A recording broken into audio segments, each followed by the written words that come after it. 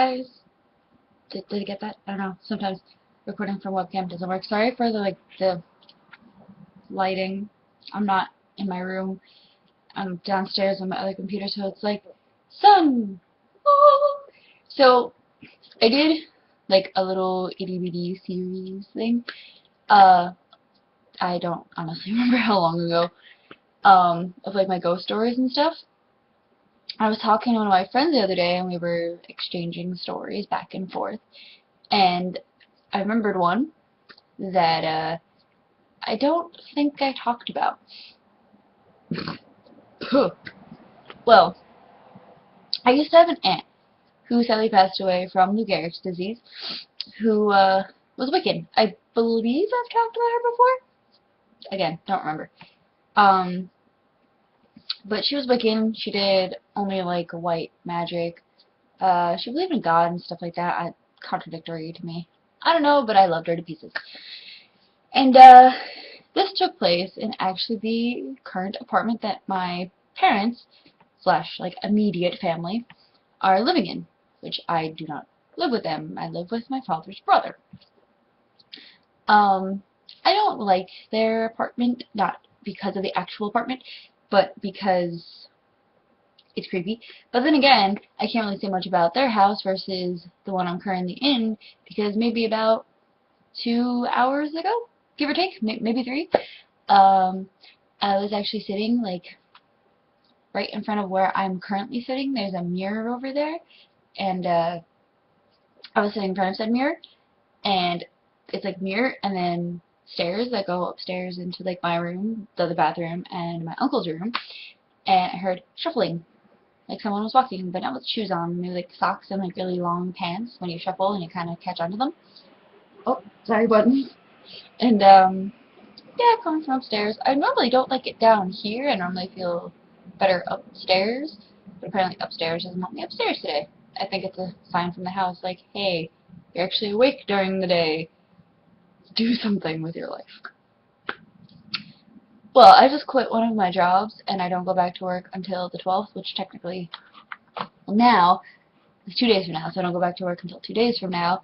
So I've kind of been enjoying it. I've been lazy and relaxing and gaming and hanging out with friends and stuff before I start up this new job, and then I'm going back to GameStop for the winter, so I'm doing 2 jobs, keep me occupied for the winter. And I have an interview on Tuesday, so potentially 3 jobs. Yeah, I worked at a tattoo place. Sorry to like get off the story. Worked at a tattoo place.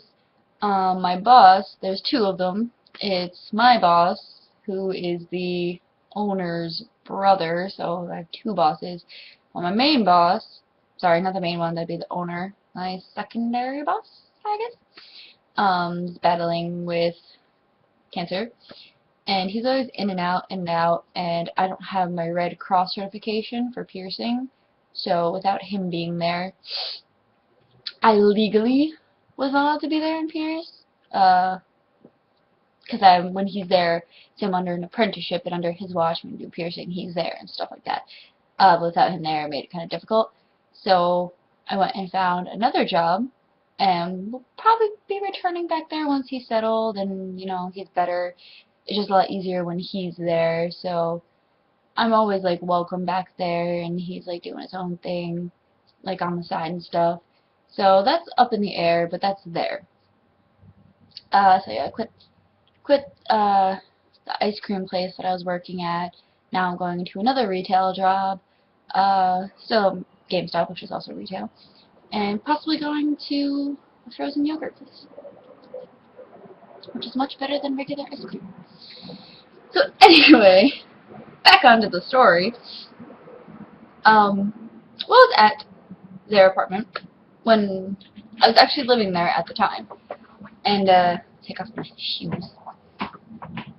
And it was only myself and my middle sister home. So we're sitting there, and the living room has this like giant closet in it. I'm pretty sure it wasn't meant to be a living room, more so a bedroom, and then the room next to it, that also kind of had a closet in it. I'm pretty sure their apartment wasn't actually meant to have a living room, unless It's a little room that they turned my littlest sister's room into, because there's no like closet or anything in there, but the living room and their room have two like giant closets in the wall. So this giant closet that's in the wall has a little storage space at the top where it's like the long rectangular entrance with the little slidey doors. And they have like a whole bunch of stuff up there, and it's like a really, really deep hole up by the ceiling. And my sister and I were just like sitting there watching TV. TV is actually like the direction my laptop is actually in. So it's like I'm watching TV this way, and the closet is over here to my left, and then the thing is right up there.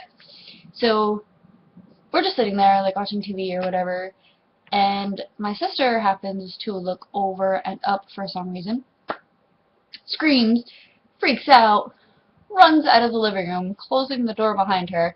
I'm sitting there like, okay, what just happened? And then I happened to look up, and there was this little person there.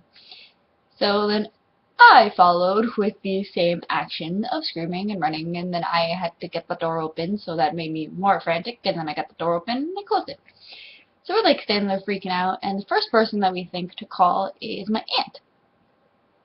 But the issue is the house phone, which was the only phone in the house because we didn't have cell phones, happened to be in my parents' room, which was through said living room. So we were kind of doing like a whole rock, paper, scissors thing to see who was going to run through, and of course, I lost. I suck at rock, paper, scissors. I always seem to lose. So I'm like, okay, whatever. Grow some lady bowls. Let's run through. So, dart through the living room, dart into my parents' room, grab the phone. I'm screaming like a bitch the whole entire time. I don't know why.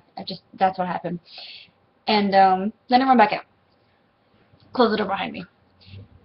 Call my aunt, tell her what's going on, and she's like, you have to go in and tell him, it looked like a him, to go towards the lake. And I'm like, my ass ain't going anywhere towards the dark to tell him to tell him to go towards the lake. I wasn't going in there. My sister wasn't going in there. So she tells me to slide the phone into the room because it's carpet and put it on speaker. So that's what I do. Put it on speaker, open the door a little bit, slide it, close the door. I'm like, nope, I'm not going in there. Laura's like, nope, I'm not going in there. So we can hear like through the door over the phone and whatnot. And the whole entire time, the whole entire house has this like terrible like feel to it. Like you didn't have to know what was going on to know what was going on. And like she's talking and whatnot, says some like stuff, and like all of a sudden the whole mood of the like whole entire apartment changes. Now essentially it's a flat. It's not like a huge big apartment. It's a flat. So it's just the whole thing shared across. It's like one room, you enter pretty much right into the kitchen, the living room, another bedroom right there, bathroom, and my sister's room. And just like the whole thing, like the whole mood of the place and the whole vibe changes. And there's Gina, open the door. So I open the door, and not there anymore. Don't see anything, don't hear anything, don't feel anything. But it was just so weird. It was like, hi, I'm here, just watching you. And then it's like, oh, it's gone. Okay. But it was certainly, I feel like if it wasn't for my aunt, that would have stayed there. But then she came over, maybe like 2 weeks later, 2 to 3 weeks later. This was a while ago. And like saged the house and did this and did that. That too. And kind of like chilled the vibe of the place out. All around, like in general. I have like stuff falling off my shawl. I think that's what it is. I don't know. I'm not a fashion-y person. It keeps hitting my dog's ear. She keeps like twitching. So I remember that story. I have like a shit ton more sadly, things like to be like, hey, what's up? A lot of stuff, like, at my ex's place, like, his basement was really, really creepy, like, insanely creepy. His sister and I shared a mutual uneasiness over the basement. Uh, he never, like, felt anything. He never had, like, any, like, creepy experiences. Well, like, one or two, but, not enough to, like, make him believe in anything or whatever. Even though it was, like, his own house, sister was like, yeah, I know what you're talking about. He was like, yeah, no, nothing ever happened to me. So there's that. It's just, there's a lot of stuff in this place, too. Maybe I'll do another video about the whole thing that happened in the basement when I was a kid. You know, everyone always makes the joke of, like, oh, goth people, like, love spirits and this and that, and, like, personally experiencing this shit. I love watching stuff about, like, ghosts and spirits and stuff like that. Like, I'm totally into it. Just not personally. Personally, I'm not looking for it. I don't want to deal with it. I'd rather let them be and let me be. I'm not going to go look to harass them.